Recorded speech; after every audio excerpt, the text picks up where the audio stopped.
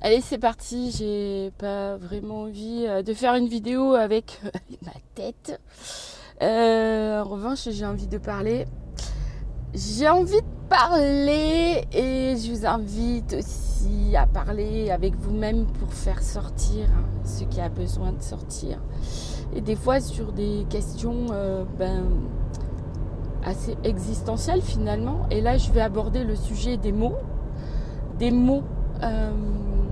Parce que derrière chaque mot, il y a forcément une forme, puisqu'on a été conditionné et éduqué avec des codes sociaux par rapport à là où on est né, par rapport à la famille, l'éducation reçue, etc. Donc je ne vais pas revenir là-dessus. En revanche, derrière ces mots, il y a une vibration, puisqu'on sait que derrière un mot qu'on peut nous dire, il peut y avoir une réaction, alors qu'en fait, ce n'est que le mot. Ce n'est qu'un mot, si on regarde bien. Ok ? C'est juste un mot. Le mot. Que ce soit ciel, nuage, oiseau, flair, terre, tout ça.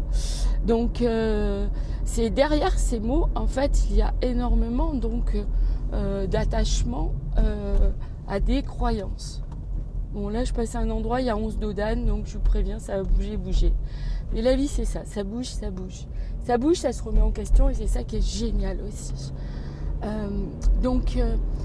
Tous ces mots finalement sont vraiment accrochés à des croyances. Donc on peut changer les mots, il est dit, rien ne se crée, rien ne se perd, tout se transforme. Donc moi j'en suis dans une période là où j'ai envie de transformer certaines choses.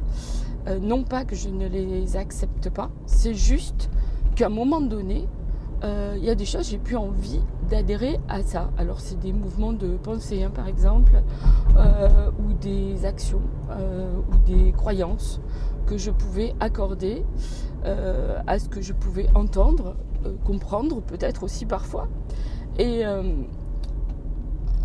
de ce fait, je me dis en fait il y a beaucoup de croyances, parce que comment dire, allez, ça va venir, allez. Ouais, c'est ce que je croyais, parce que c'est ce que je voyais aussi, ou c'est peut-être ce que je voulais voir, ou c'était peut-être influencé par rapport à quelque chose que je devais voir comme ça. Après, j'ai cet œil aussi, on va dire observateur, dans le sens où il regarde et c'est pas qu'il juge, parce que limite il ne juge pas, il est juste observateur, il est posé là, il regarde.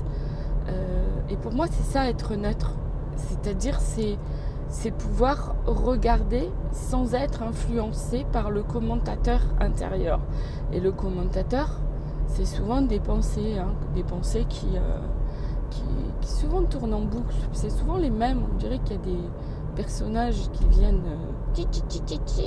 ils viennent papoter là, et blablabla, et si, ça.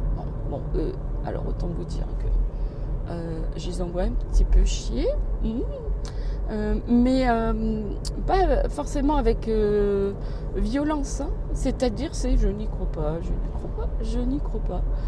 crois pas.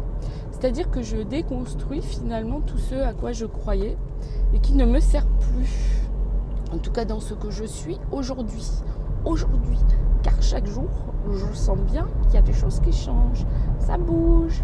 Alors ça bouge, c'est pas toujours agréable, mais en même temps je suis contente quand ça bouge, parce que ça me permet de voir vraiment autrement.